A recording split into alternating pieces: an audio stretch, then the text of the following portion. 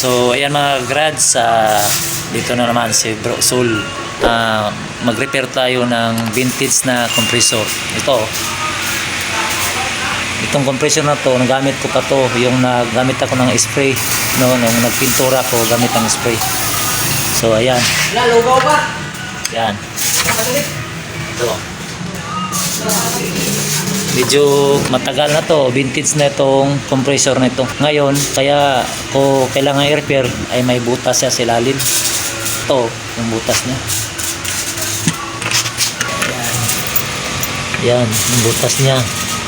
So, ang kailangan ko niyan, i-grind ko muna siya, tapos lagyan ko ng plate at saka ko hinangin. Okay? Bago ko hinangin rin yan, ay tanggalin ko muna yung drain plug, yung nasa ilalim.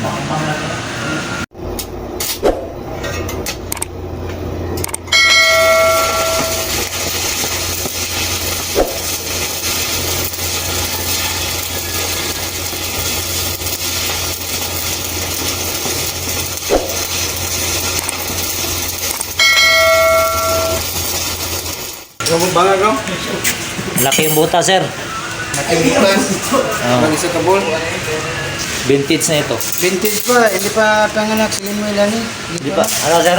Di pa na? Panganak? Panganak. Mga ilang taon na kaya ito, sir? Nasa mga 40, mahigit. Ito yung pala si Engineer Dusal, yung electrical engineer. Ayan. Ito yung pinaka-master namin dito. Okay.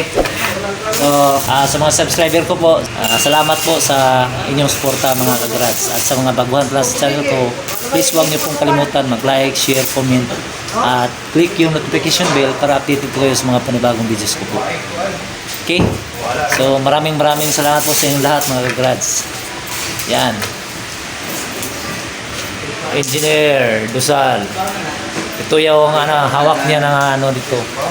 Yan, mga machine. Ang gandang area na to.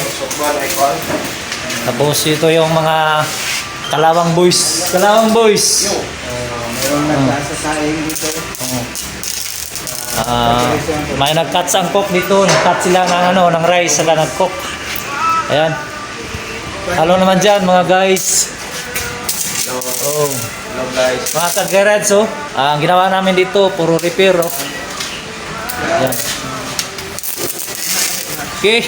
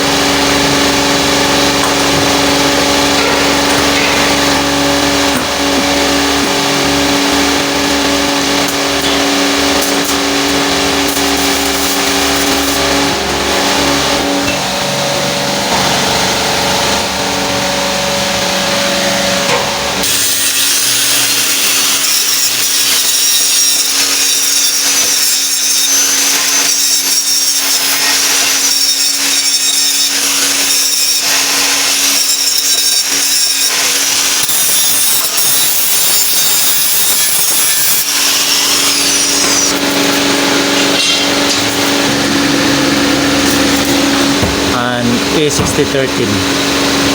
Okay. Ayun, yung una ko itira ito A6013.